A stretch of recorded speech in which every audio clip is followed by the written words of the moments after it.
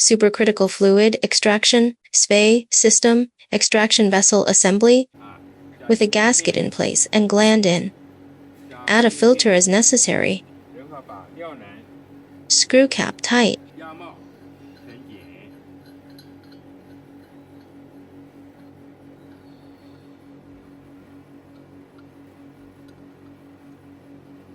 So when you insert the material in,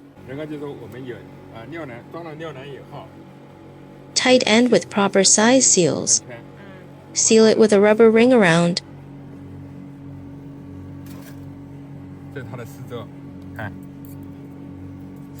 Here's a gas distribution ring.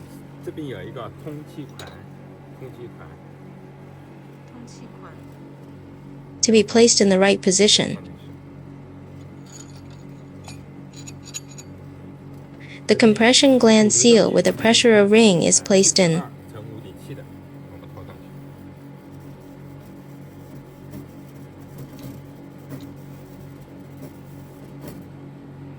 So screw the gland in the top. Then we tighten it.